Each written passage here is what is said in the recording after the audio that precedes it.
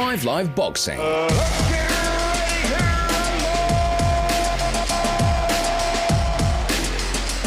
So welcome to a very special edition of the 5 Live Boxing Podcast with me, Steve Bunce.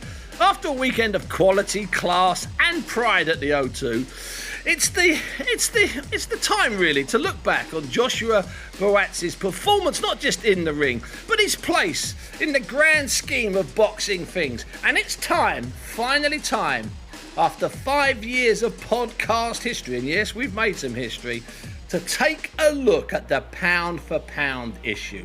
Is it necessary fantasy? Is it just, we know it's controversial, it's sometimes ugly, it's sometimes rubbish, it's contentious. People live and die by their pound for pound selections. Well, we'll see. And to hold my hand on this rarest of rare shows, fresh from private jet heaven, Mr. Bilbao himself. It's Mike Costello. Yes, he's back. He's back for this one particular show. Mike, first of all, before we talk about welcome back, before we talk about Saturday night's boxing. So you can't get George Groves, you can't get Cole Frampton, they're unavailable. Barry Jones is playing Big Time Charlie with Idris Elba. So you start scraping around and you give me a call for the first time in 6 months. You've obviously got access to my emails. That's really awful.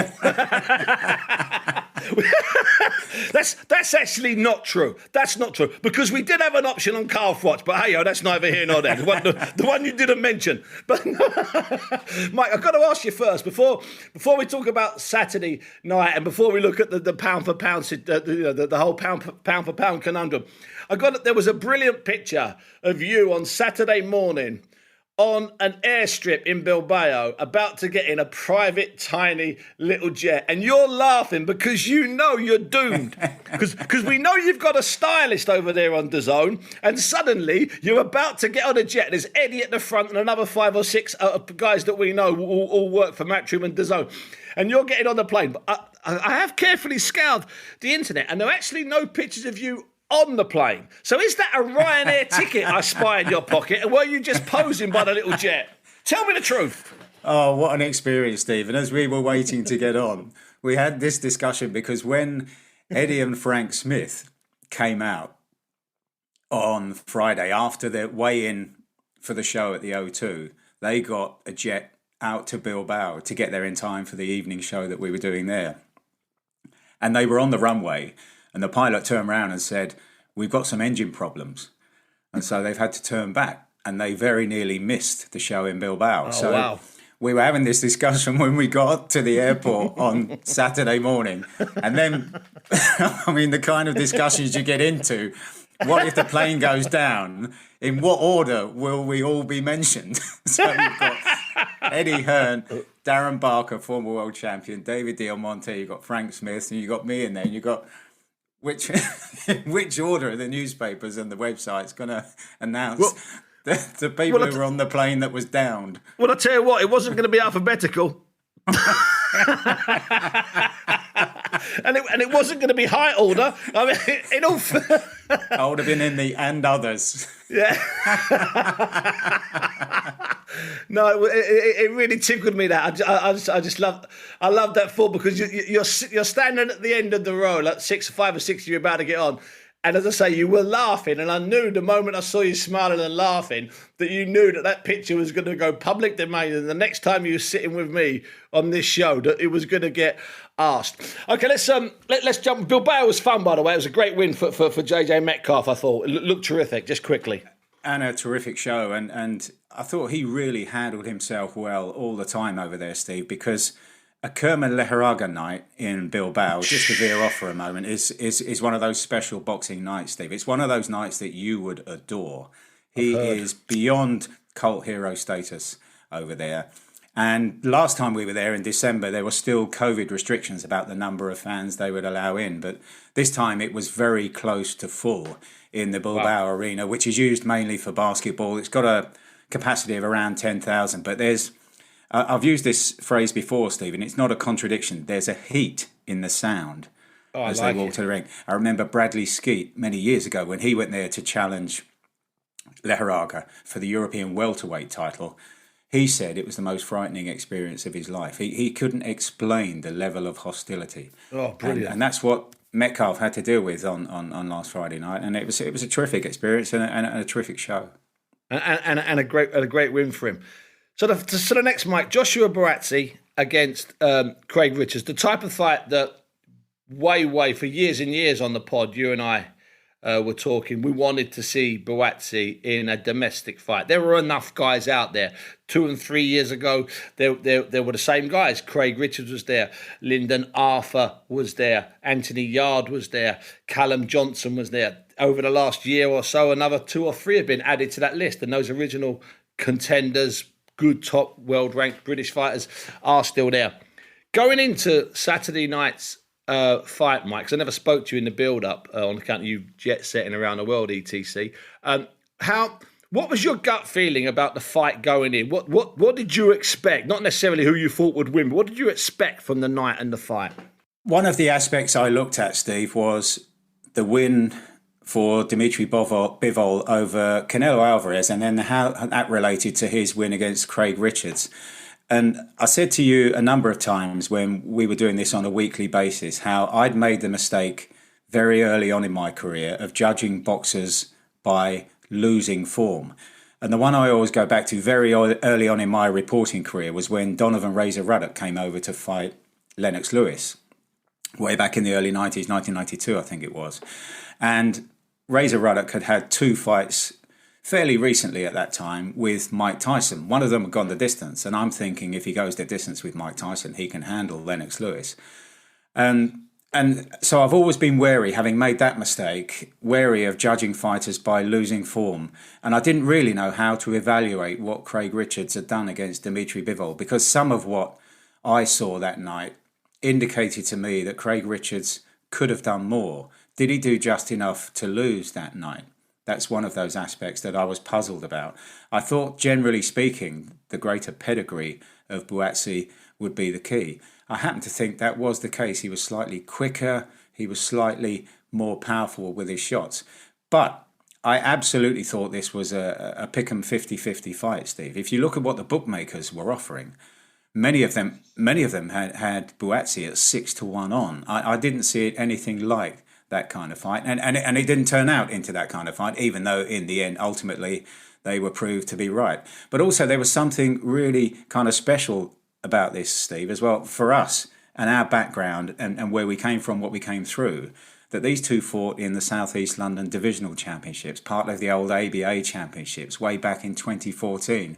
And so, you know, to have 2 men who were absolutely in and from our manor, and all of we went through as kids, coming through now to this massive occasion at the O2 Arena.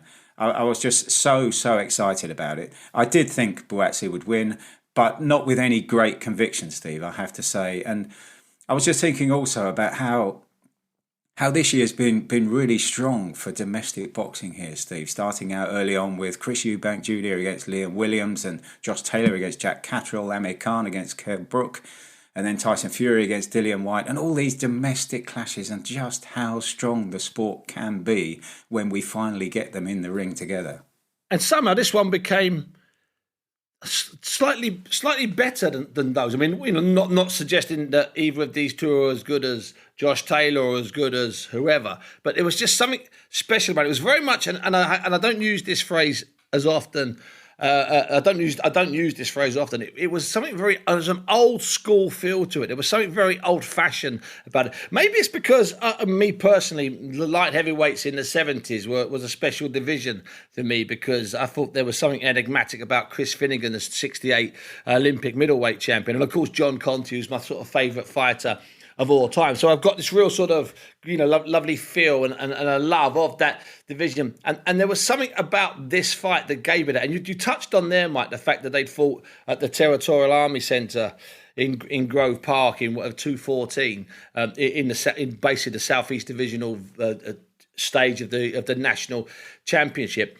But Mike, it wasn't just that they're South Londoners. I mean, they share this tiny geography together, this ridiculous little piece of geography, which I was a bit upset with DAZN for not actually bothering to walk from house to house when they were children. It would have suited you down to the ground. No, I'm being honest.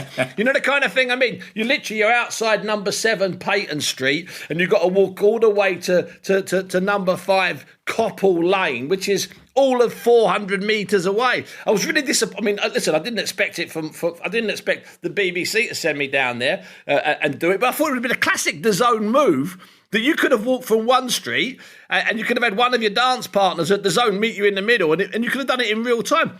They lived about 3 minutes apart from each other. Now, listen, I'm sure that's happened in history. Don't get me wrong, but I found that a real factor.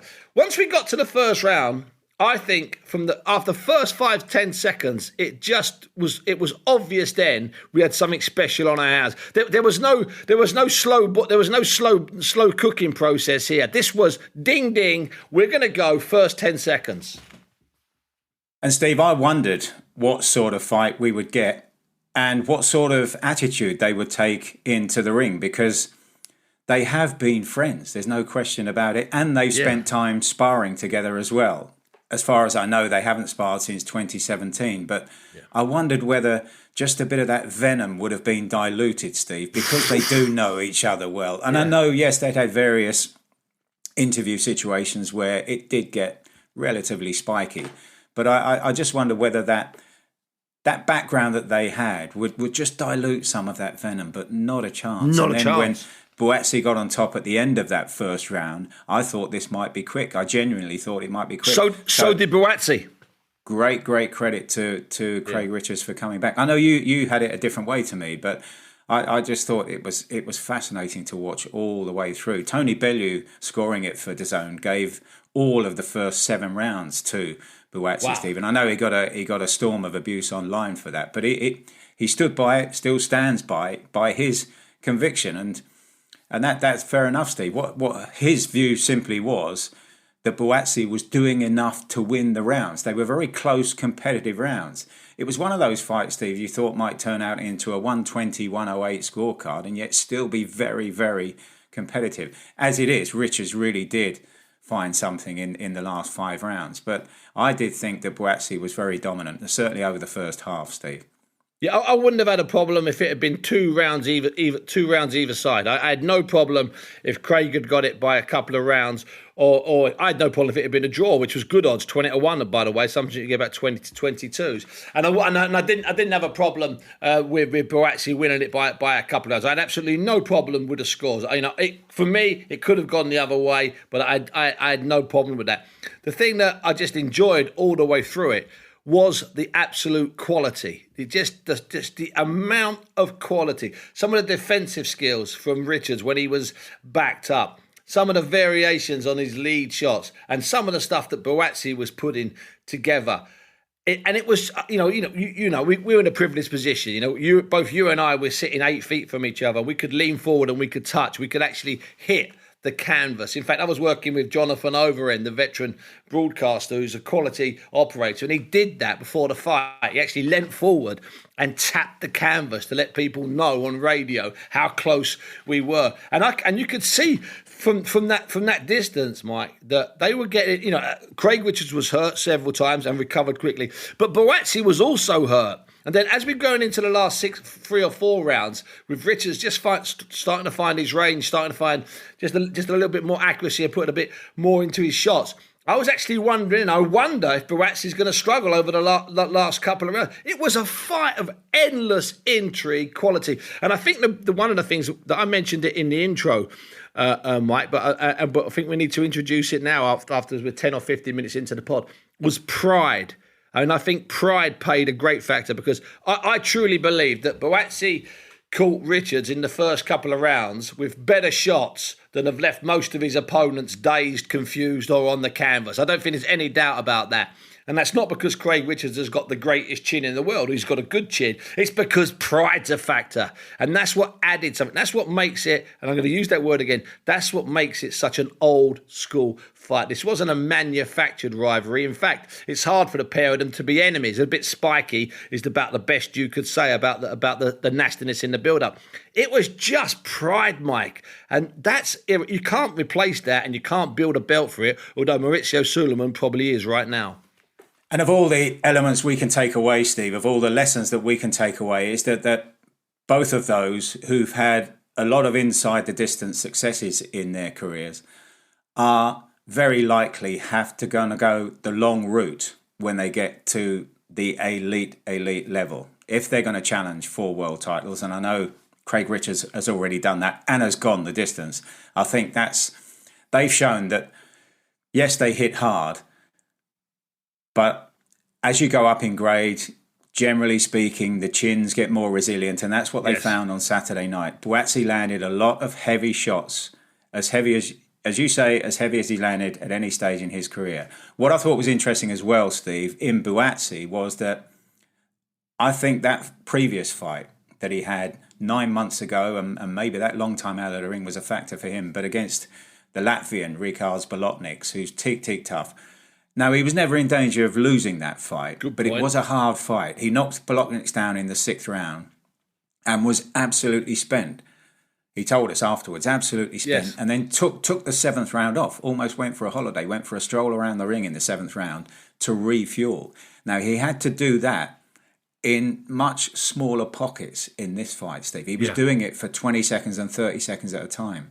And that was the invaluable experience that he was calling on, that he gained against Bolotniks. Because as you say, Steve, there were clear times that we could see from our position right beneath the bottom rope where he was just struggling after mounting those attacks, just had to step back and refuel.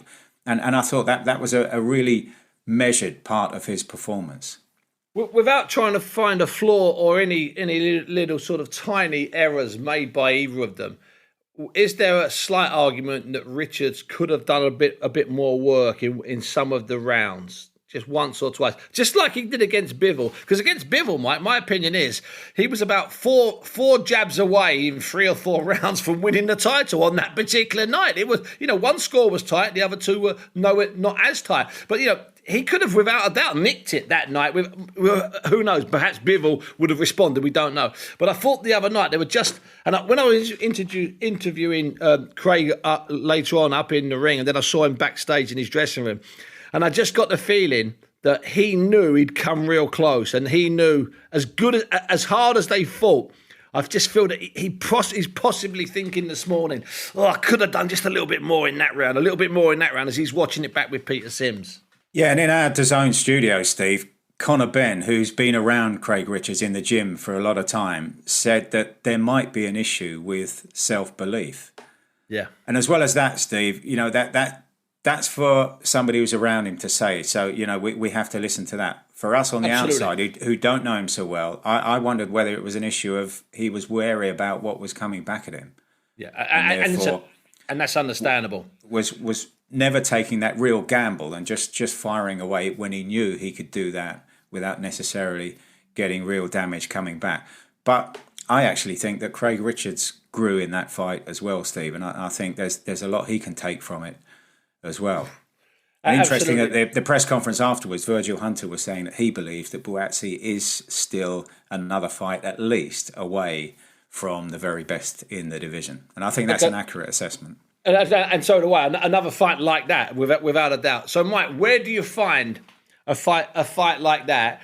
Because obviously we know that if Bivol has the rematch with Canelo Alvarez, which is down to Alvarez to decide, if he has that, then then if he has that, Buatsi will not be fighting Bivol next in a world title fight. And I think, I agree with Virgil Hunter. I think that Buatsi will only benefit from another fight. And a little bit like Anthony Yarde would have benefited from the 12 rounds with Lyndon Arthur before he went out to fight Sergey Kovalev, and not after. So I think in that sense, without a doubt, Buatsi would benefit from another hard or another decent 12-rounder. And I throw this in, Mike, before we close this part and move on to the pound-for-pound fantasy game. What did strike me the other night, and I've mentioned the guy's name there now, Yarde against Buatsi in September. That's what should be a trade fight, but I think it was one of the most mouth-watering fights that can be made between two British boxers right now. I really do. And I think that becomes crossover, Steve. I really do. I think that's one So of do those I. that Bingo. drifts into other sports. That drags in the football fans and the other sports fans who casually glance at boxing every now and again. I think that can really be built into something very, very special. And that's one of those. It's kind of interim fights for both of them. Whoever Absolutely. comes through that is then very, very well placed to go on and take a chance at whoever's still around. Artur Beterbiev and Joe Smith Jr. are scheduled to meet later on this year. I fancy Beterbiev to win that. And if the Anthony Yarde fight, Callum Johnson fight can't come about, in this domestic mix-up, then I would suggest that if Joe Smith Jr. did lose that, that's a cracking fight for Joshua Buatsi or even Anthony Yarde to go for next. I know Yarde is well placed for a shot at the title anyway, but having just mentioned, Steve, earlier on that this great run of domestic fights that we've seen so far this year, there's nothing like a great domestic showdown, and Yarde against Buatsi would be very close to most people's top of the list of domestic fights. Take away Tyson Fury against Anthony Joshua if Joshua beats Usyk, but of all the prospective domestic clashes out there, then Yarde against Buatsi is very close to the top. No, you know what, Mike? It's a fight that I've fancied for a couple of years, and it's a fight that I thought would be good for a couple of years. But seeing that the other night just reminded me of what can happen when two British boxers with a bit of pride, with a little bit of history outside the ring, so they've been circling each other. We know that Buatsi and Yarde bump into each other socially a couple of times, and they've sort of burst out laughing. And as Craig Richards and Buatsi proved the other day, you don't have to be at each other's throats. You don't have to be separated by wire. You don't have to be held back by 1,000 security guards, for God's sake. Sometimes you can just do your business, which is what those guys did. Right, Mike. Let's close that part off, because as fun as it was, now we're going to have some real fun. So, first of all, let me declare, there are a couple of things in boxing over the last 30 or so years that I've not necessarily jumped aboard. One of them is punch stats. There's nothing against the people that love punch stats, nothing against any of the companies around the world that make their money by supplying punch stats for TV or radio in the far corners of the boxing universe. Nothing against it. The other thing is, you will never find me genuinely taking serious the pound for pound rankings and ratings. But I understand, just like I do with punch stats, that people do adore pound for pound. People love it. I tend to say I consider X to be the best fighter in the world. And this is what we're going to do now, Mike, because there is some serious work to be done on this pod. Since you've gone, we've got really serious. I like to introduce a little bit of work. You understand me? It's not just naming fighters and having a laugh, putting your feet up and swanning around. Oh, no. What we're going to do is we're going to... You found some gravitas from somewhere. Oh, yes, we did. Yeah. I have it with salmon and cream cheese, but that's neither here nor there. No. So, well, I've been thinking about this. In fact, Paddy, the producer, Paddy and Jack still working. They work in tandem. Mostly it's Paddy. Young Paddy said a couple of weeks ago, Bunce, I think we need to look at the pound for pound situation. So I put the phone down on him, but he eventually managed to track me down. And the reason for that, Mike, is that was the weekend that Saul Canelo Alvarez, who everybody just seems to consider before the loss to Bivol as the best fighter in the world, the best pound-for-pound fighter in the world, certainly the fighter that made the most money in the world, the fighter with the most appeal, the most fans, all of that stuff. So he ticked all those boxes. But it got me to wondering about how you actually compile your pound-for-pound. Now, I'll get your criteria for putting together your pound-for-pound, and I'll give you mine. And I've got loads of people that have contacted me via Twitter, and we'll listen to theirs. But here's a little list of half a dozen people or so that I grabbed hold of at the O2 on Saturday night. And this is how they come about putting together their pound for pound. Pound for pound means regardless of weight, if they would be the same weight, who would win? That's how I always did it. Take into account all of the fighters' attributes, how skillful they are, how tough they are, how strong they are, what type of chin they have, their footwork, their mentality, their belief, their ability to come back when hurt, and then you put them with a heavyweight with a flyweight. That's how I do it. Do you know what? I think it ain't just based on the last year, it's the legacy they build. So it's like, Canelo, people have dropped him a lot since his last performance, but you got to look at what he's done. So for me, you got to look at how long have they been consistent, and that's how I select my pound for pound. I think it's got to be, firstly, their body of work. So what they've proven in the ring, how they've done it, not necessarily whether they're unbeaten, the level of opposition, how they've won the fights, how entertaining they are, how competent they are in everything they do. That, for me, has to be the number one. I think, if you look at, like, say, someone was the same division, how would their skills match up? Division relevance, if we're the same division, how do they perform? And I think, Canelo was up there with the best, I think, still, even though he lost. If he was a real light heavyweight, I think, it would be different. It's really easy. Quite quickly, you just weigh up the attributes. How good in offense, how good in defense are they, and how they solve problems within a fight. Simple as that. So Tony Bellew with the last word then. Before that, Michael Conlon. Before that, the coach, Adam Booth. Before that, Ellie Scotney. After what, well, we maybe should have mentioned it, a brilliant win I think she had the other night. She boxed brilliantly. And that we started off with Andy Lee. So a collection there, Mike. Ellie Scotney saying it should be the entire career. Andy Lee doing the traditional thing, i.e. it should be whether that guy at that weight could beat that guy at that weight, or maybe at some kind of catch weight. A real mixture. So this is the point that you may have been dreading since I asked you to do the pod, because as you pointed out, everybody else was busy. This, and careful, what's my wording? How would you compile your pound for pound? Not how do you compile your pound for pound. So how would you go about putting together your pound for pound, Mike? What's your criteria? Well, I think between them, they've touched on how most of us would get there, I think, Steve. But yep. I've got three criteria, and one of them wasn't mentioned by any of those just there. The three criteria: the overall level of opposition throughout the career, yep, the impact the boxer has made in good. boxing and beyond. I think that's good. key. That's key for me. I like that. And then you come down to the simple essence, as Andy Lee said there in the first comment, the simple essence of if Canelo and Tyson Fury were both middleweights, who wins the fight? So those for me are my three criteria, Steve. Level of opposition, impact in boxing and beyond, and if they're exactly the same weight, who wins?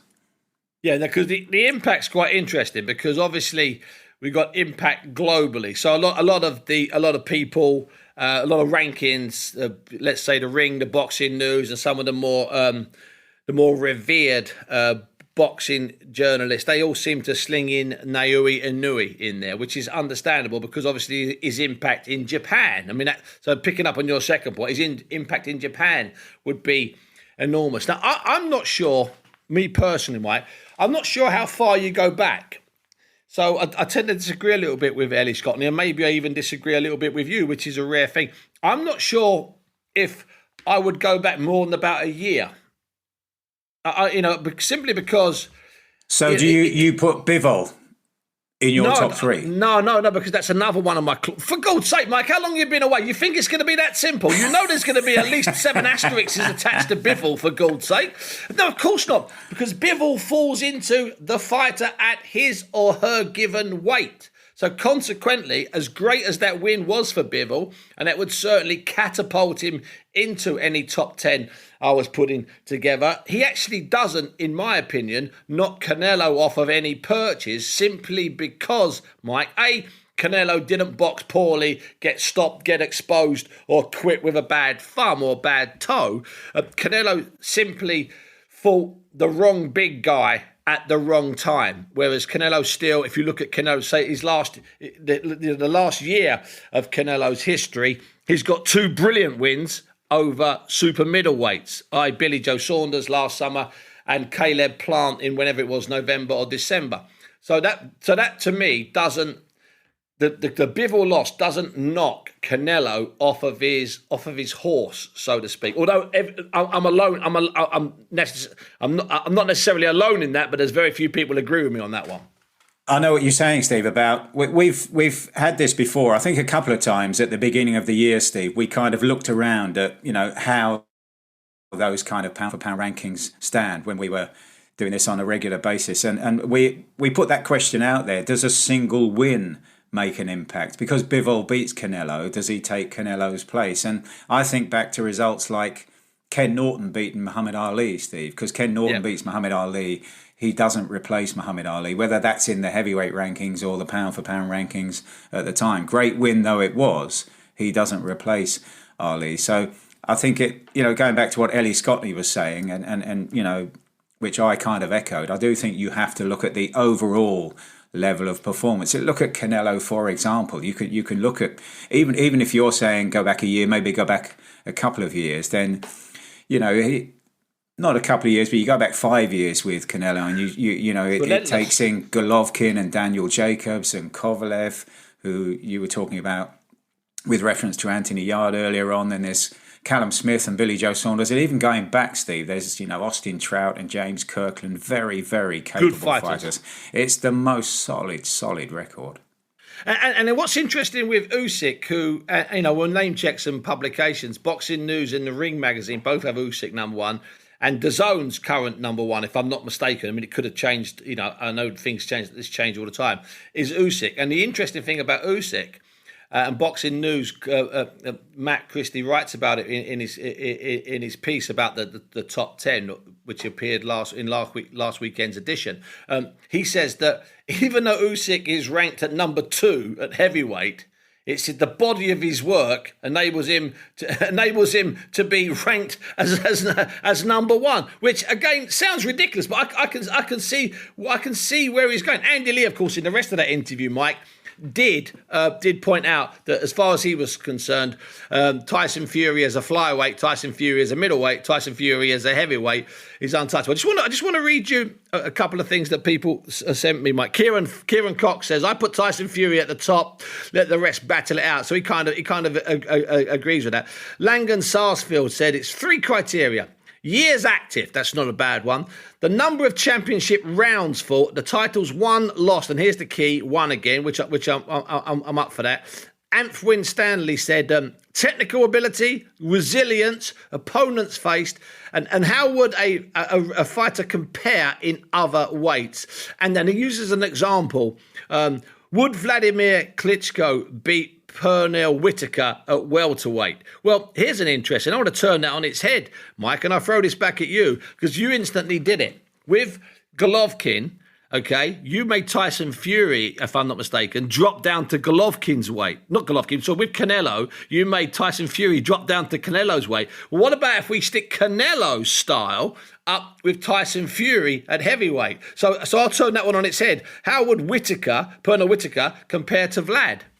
Yeah, and I see, in that instance, Steve, I believe that the greater variety, the greater repertoire of skills that Pernell Whitaker had would allow him to adapt in a way that Vladimir Klitschko wouldn't be able to. I know you might bring in as a riposte the power of Klitschko, and if he brought that power down to light welterweight and welterweight, then he would be destructive. But on that score and putting those two together, I just think the variety of skills available to Pernell Whitaker would be absolutely key there. Mike, before we move on, let me just play something that Joshua Barazzi told me. I managed to grab him about 1 o'clock in the morning. He still had some medical protocols to jump through. And I grabbed hold of him and I asked him how he would put his list together and how he would then compete with some of the greats that are out there at the moment at his weight. For me, it's just someone that's doing things that I'm like, wow, how the heck are you doing that? So then I think, well, if you're the same weight as everyone, how would you do against them? So I watch certain fighters, and I'm like, that's crazy. How is he doing that? So could you beat a 6'2" light heavyweight Tyson Fury? Hell yeah. Could you beat? Fury, if you're watching could you beat a 6'2" light heavyweight Vasyl Lomachenko? Hell yeah, I know what I'll do. Step on the store, grab him, trip him up. Yeah. So that's how you reach your list. Yeah, man. That's quality, man. How about that, Mike? So he's just thrilled us against Craig Richards, which was a brilliant 12 rounds, absolutely adorable, brilliant, class, prideful 12 rounds. And then an hour and a half later, he knows already how to beat Tyson Fury if Tyson Fury is down at light heavyweight, and he knows how to beat Vasyl Lomachenko. Vasyl Lomachenko was up at light heavyweight, and I think that's it. And I think that's really interesting. The fact that I know how to beat those guys if they're at my weight. And I've got to tell you something. Joshua Barazzi as a big heavyweight, as a 16 stone heavyweight, that's a handful. Absolutely, and I think the way he orchestrated his attacks on Saturday night, I thought was really, really clever. And he's going to grow from here. And if he could take that kind of agility into the heavier weight poundage, then I think he could be really special. And he's got that belief as well, which again is an important part of the makeup of these men that we're talking about. Let me just read a couple more of these. I'm really interested what the fans think, the genuine fans, and I've honed this down a little bit. A lot of it's to do with quality of opponents. Matt Caulfield said the quality of opponents and the manner of victory. So not scraping across the line. Amit Champaneri, he says it's the last year of their career. It's the last year of their career, and it's against men at their natural weight, which seems to sort of reinforce a little bit my idea of Canelo Alvarez. And I got a great one from a guy called Matt Shepherdson. He just sent me a picture, Mike, and it was a picture of a blackboard with literally zillions of unfathomable mathematical equations. And I think that might just about sum it up perfectly. That it's near enough impossible. Just like they whisper it, this is the punch stats argument. It's so much of our business you can't measure. What can we measure in our business? The height and the weight, the colour of their eyes. And in the old days when they used to measure the fist on those old billboards years and years ago. Calf, thigh, bicep. I used to measure mine against them. Yeah. Oh shoot! Yeah, you try to. Brilliant. I mean, I've got all of. Do you remember all those old boxing newses when it was a big fight in the 70s, and they'd have that pull-out middle page, and there'd be Ali over there, Norton here, or Frazier here, and Foreman here, and it would have ankle. They'd measure their ankle. And I gotta love that. This is like the ultimate fantasy top trumps game. Ankle. Imagine winning a contest, right? Because your ankle was bigger than your opponent's ankle. Well, at least that's fact in a realm of fiction, as far as I'm concerned. So, Mike, let's get down to a few nuts and bolts here. We've thrown around a dozen things. We haven't solved anything. We haven't solved anything at all. Oh, let me just read you one. This is from a woman called Silvana. Now, I think this is really interesting. She says, "Who, why, where, ...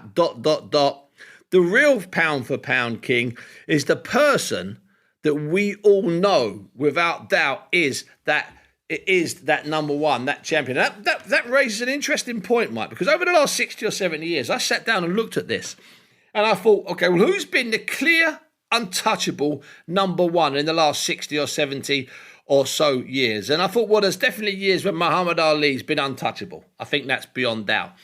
And then I looked at it and I thought, when Joe Frazier beat Ali, was he untouchable at that time? Because there were some great fighters around.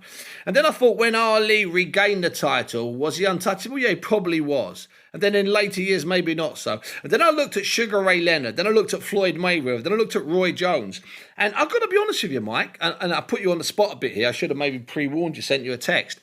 Over the last 60 or 70 years, how many individual boxers instantly, so no debate whether Usyk's number one, Fury's number one, Canelo's number one, Terence Crawford's number one, and those seem to be the top four that people are debating at the moment, with Inouye maybe in as the bantamweight fifth. But over the last 60 or 70 years, can you think of anybody else that we could add to that list? Muhammad Ali, Sugar Ray Leonard, Floyd Mayweather, Roy Jones. Is there anybody else that at their peak, does Joe Calzaghe join that list, or is he too close to the Roy Jones and the Mayweather? Can you think of anybody else that would join that list in the last 60 or so years? I would just throw in, Steve, because of one of my important criteria being impact in and beyond the sport. And it might only be in his home country, but he is followed in godlike fashion, and so it would be Manny Pacquiao. I banged on often enough about that's a good one. About on the podcast over 4 years about when I went to see him in 2010 and spent a week in Manila and elsewhere in the Philippines where he was training, and it was just astonishing. It was a religious cult, Steve, the way he was followed, and it's rare that I've followed any kind of sportsman. I was lucky enough to go to India to see Sachin Tendulkar playing cricket. I've seen Usain Bolt running in Jamaica. I've seen Haile Gebrselassie, the great long distance runner, being worshipped in Ethiopia. And believe me, Manny Pacquiao is right in that very, very select company. So because of what he did in the ring, of course, yes, I mean, that's unquestionable. But that impact outside of the ring, albeit mainly only in the Philippines, in that kind of intensity, has to take a place amongst those names that you've mentioned. You know, I would definitely throw him in there, and without actually having his record next to me, Roy Jones next to me, Mayweather next to me, there's definitely going to be a period there where he would have been the absolute number one. I've got no problem with that. But it's the point I'm making is that there's far fewer individuals that ruled without any doubt than you actually think there are, Mike. Because you could argue there's plenty of people here today who have put forward criteria that would disqualify Mayweather from being the pound-for-pound king for as many years as some people tend to believe he was. And in fact, if you actually look at some of the fights that some of the top guys have had recently, some of the wins, if you use my 1 year criteria, or some people are going 1 to 2 years, they'd actually be disqualified. I think what we've discovered here is that this pound for pound caper, Mike, is very much down to what you want it to be. You can go and find it and justify it. And having trashed it for years, Steve, it's actually really interesting, isn't it? I mean, I do like what Silvana said there, and it's something actually that I haven't really borne in mind over the years about it. You know who. Bingo. You absolutely know who. If you say to me instantly, Mike, who's the best fighter you've seen in your lifetime? I don't even have to think about it, Steve. It's Sugar Ray Leonard. And you go back to that, of all the criteria, whoever out there has criteria, look at that era of the Four Kings. The only one of them who beat the other three was Sugar Ray Leonard. But it's also the way he did it, Steve, the way he could adapt. And his ability to take control of a fight. And we mentioned this in commentary on Saturday night about there were patches where Buatsi was in control and they let it go. There were patches where Craig Richards was in control and let it go. Look, Sugar Ray Leonard did that in the first fight against Tommy Hearns. He did it against Hagler. I get that, but he always managed to get it back his way. And so, in that instance, if you take that suggestion by Silvana as to just almost that kind of straight, the first to mind when you're asked a question, I think that's really important. That didn't happen when you suggested this to me on Saturday night as to who's the number one pound for pound in the world right now. That didn't come to me absolutely instantly like Sugar Ray Leonard does if you talk about my entire lifetime. And like Ali, Leonard, Mayweather, Jones and Manny Pacquiao would have done if we'd have been doing this 5, 11, 27, 57 at their respective years peaks. ago, at their respective peaks. So let me ask you this then, Mike, because as you say, when I mentioned it to you the other day, you've got 4 or 5 names in your head that you're floating around. So there's 2 things that I want from you. I'll tell you, I'm making you work today. There's a couple of things I want from you. First of all, let's do your 1, 2, and 3. First of all, I'll throw you in what I think, just quickly, because if this had been the other way round and you'd have said to me, Bunce, we've got a dressing room ready for you in a jet. You can come and do some work with us on DAZN, right? If you'd have said that to me, right, hand on heart, and told me what it was, I would have just said Tyson Fury. And that's working on my year theory. And okay, now as far whether you like the fight with Dillian Whyte, he was the number 1 contender and he got knocked out. And whether you feel that it was a brawl, it was too ugly and tactics went out the window and it was just a heart-and-heart slugfest, Tyson Fury inside my year did have one of the great crazy heavyweight fights with Deontay Wilder. So those 2 things, and he certainly scores big on your impact rule. So I would have stuck. I would instantly say Tyson Fury number 1, and then I'd be willing to listen to arguments why Terence Crawford or Usyk should be ranked higher than him. Don't get me wrong. So let me ask you then, Mike. Now that you've had a bit of time to think about it, just take me through your I don't know, your top 5 or your top 3, whatever you've chosen, and just try and tell me how you came to it. And obviously, Mike, this is the men. We'll come to the women in a moment. We'll come to the women's section in a moment. And this is not a slight on women's boxing. It's just that we're dealing with the men here, and we'll come to the women in a moment. Yeah, my top 3, Steve. Having thought about this over the weekend, and I don't know. You seem to not rubbish the suggestion, but you seem to be in doubt as to the merits of Naoya Inoue. But I've got him at number 1 at the moment. Canelo at number 2. I think his credentials have been slightly diluted by the defeat, and I've got Tyson Fury at number 3. And I'll just go on to explain, Steve, and it brings in a lot of what we've been hearing from whether it's Adam Booth or some of your respondents on text and Twitter and email and elsewhere. And Inoue, at last count, I think he's had 17 world title fights, won 15 of them inside the distance. He first came to my notice at the end of 2014. There's this traditional big fight night in Japan on the day before New Year's Eve, sometimes on New Year's Eve. And he fought this Argentine called Omar Narvaez, who'd made 11 successful defences of his super flyweight title, and he just ate him alive. He bounced him around the ring for 2 rounds, and that was in only Inoue's 8th professional fight.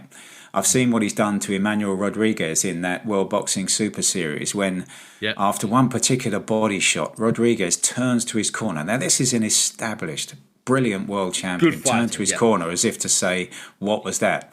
And that kind of wow factor that Joshua Buatsi mentioned and Adam Booth mentioned, the way they come about their victories.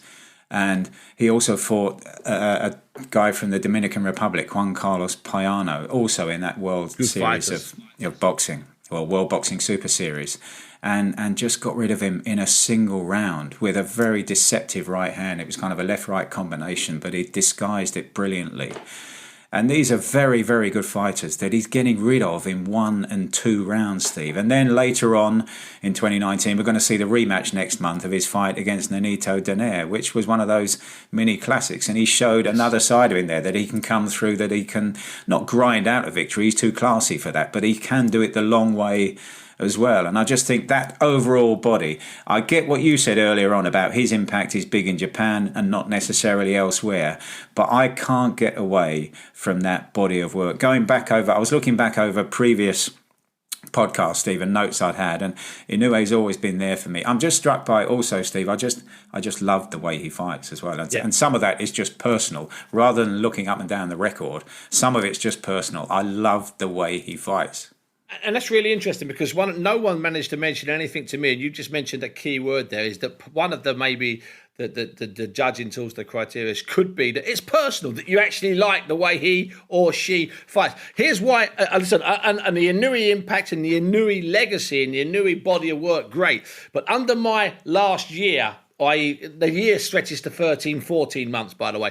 Under my last year, he's had 2 defences, and the 2 guys he's managed to whack out in rounds 3 and 8, their respective rankings, and I'm going to use a set of rankings that I use, the international rankings. Their prospective rankings were 29 and 56. Now I'm going to make an argument here, Mike, for George Kambosos, and I'll tell you why. Okay, if he were to beat Devin Haney in a couple of weeks' time, okay, that would mean in a year he'd beaten Devin Haney undefeated, holds a version of the world title. Teofimo Lopez undefeated, holds a few versions of the world title, and Lopez would have been fresh from beating Vasyl Lomachenko, who for many people was the number 1 pound for pound for the world. So I would make an argument that in 2 weeks' time, George Kambosos, under one of my major criteria, it's the last year of his career, should gatecrash it. Kambosos doesn't get a mention. I had a good look. I couldn't find him on any of the 10 or 15 pound for pound lists I've made. And I think he should. But here's the interesting thing.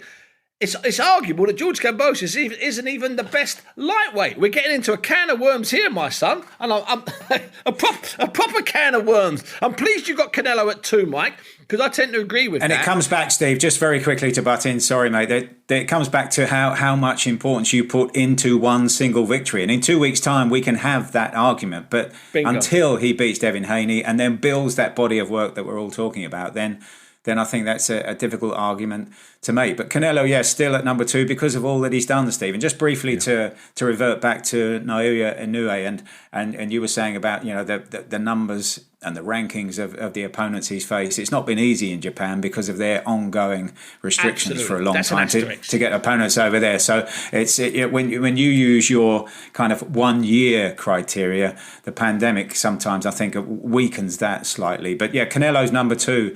for me because of that list of opponents I mentioned earlier on, his impact in Mexico, and it can't be denied in the US, and those weekends when he fights in the US. I was there and we commentated on 5 Live on the rematch against Gennady Golovkin, and a Canelo fight week is a bucket list job. And so, there's that impact factor is massive for him. So I've got Canelo at number 2, and I've got Tyson Fury at number 3.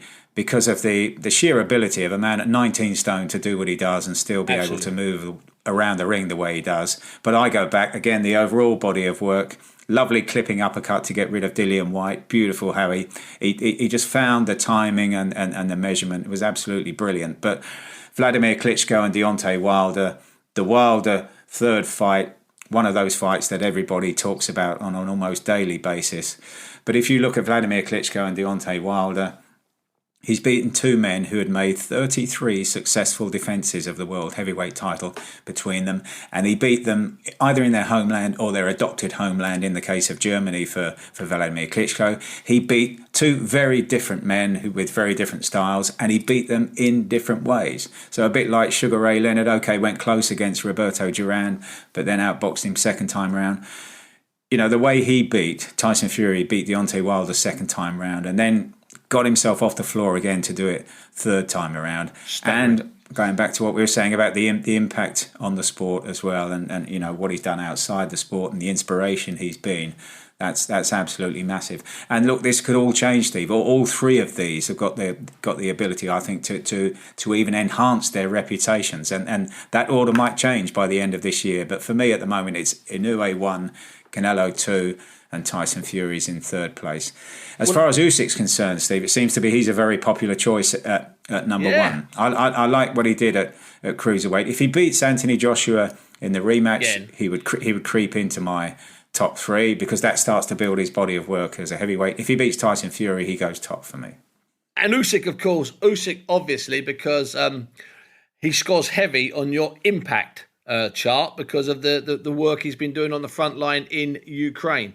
And we should get an announcement about the Usyk and Anthony Joshua fight. Should be this week, and a world tour maybe next week rather. Perhaps, who knows, Mike, perhaps you'll be on more private jets jetting around with those 2. That would be fun. My 3, just quickly before we move on and have a look at the women's situation, is I would go Fury at number 1 for all of the reasons we just talked about. Canelo at number 2, no problem. I'd go Inoue at number 4, and I would stick Usyk in at number 3, because I think the body of work, so that goes outside my year rule. I've got no problem with that. And if people are listening to this and wondering, well, where's Crawford? Where's Spence? I had a tweet from a guy called Rami Bota. Thanks very much, Rami. He said it's hard to put Spence or Crawford at the top when they've not proven their best at their division, i.e. they've not fought each other. And I think that's a very good point. If those 2 were to fight each other, in my opinion, they'd be undisputably massively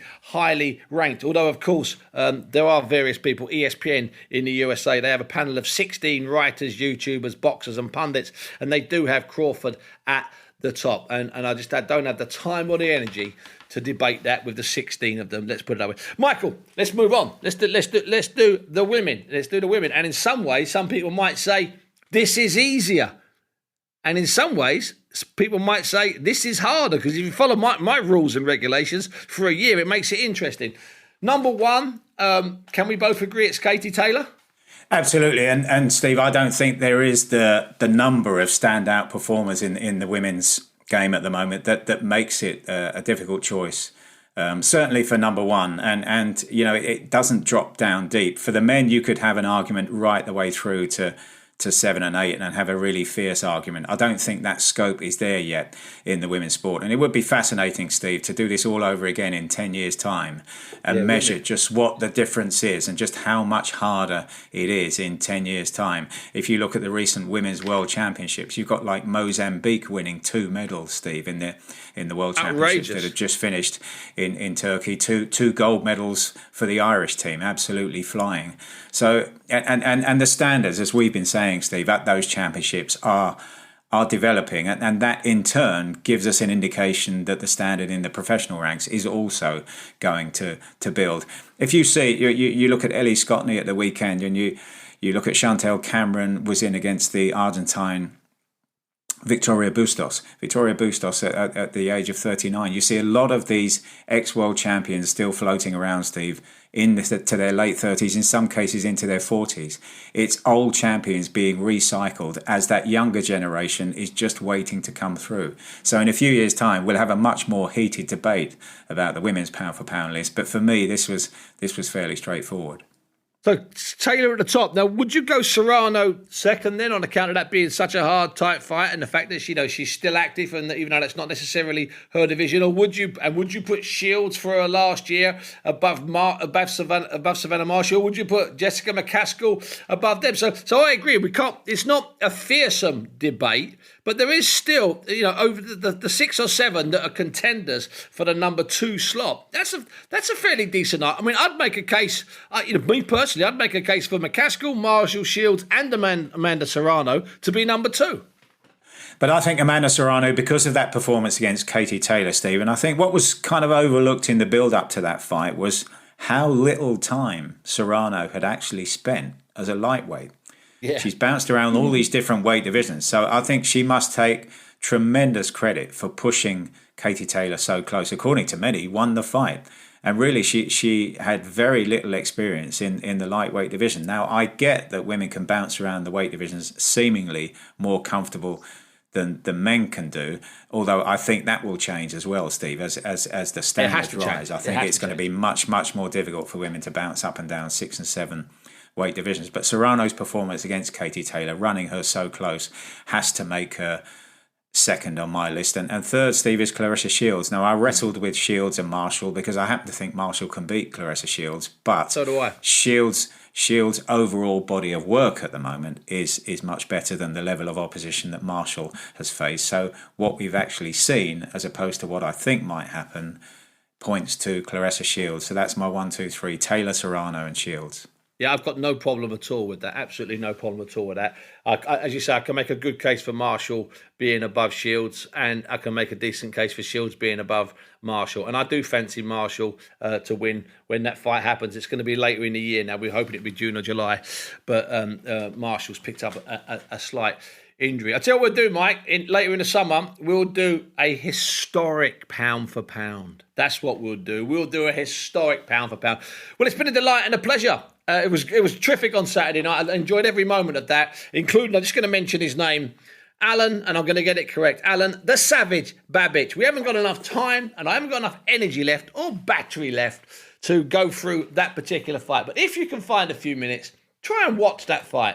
And if you don't end watching that fight with a smile on your face, then you maybe need to go back to macrame and tiddlywinks. Yes, they are both sports. Well, near enough sports. Mike, it's been a pleasure and a delight, an absolute delight. When are you out next? What's next? Likewise. So next it's June the 4th in Cardiff, the Golden Jubilee, a Platinum Jubilee weekend, and it's Joe Cordina.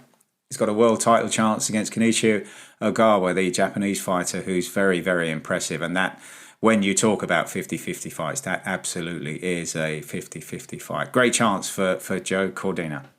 Yeah, I'll be down there with you on that one. Mike, it's been a pleasure. And if you've disagreed massively with what we said, then you're entitled to. That's what debate's all about. Joshua Barazzi, not up for dispute, was involved in a cracking, fantastic fight. Sort of fight that gives boxing a good name. It was pride, it was quality, it was class. That was a delight and a privilege to be ringside at. And then Mike and I have gone through a little bit of history, and we looked at things. We've heard from different people. We've heard from different experts. We've looked at stuff. We've analysed stuff. And what you might actually be sitting down now and thinking is, actually, they didn't reach any clear conclusions. They didn't give us the list of 3 things that it has to be. We don't want to. That's the whole point of it. You've been listening to the 5 Live Boxing podcast with me, Steve Bunce, and back for one show, Mike Costello. But more than that, you've been brilliant, all of you, because you played your part in this show. See you next week. Let's get ready to rumble! 5 Live Boxing.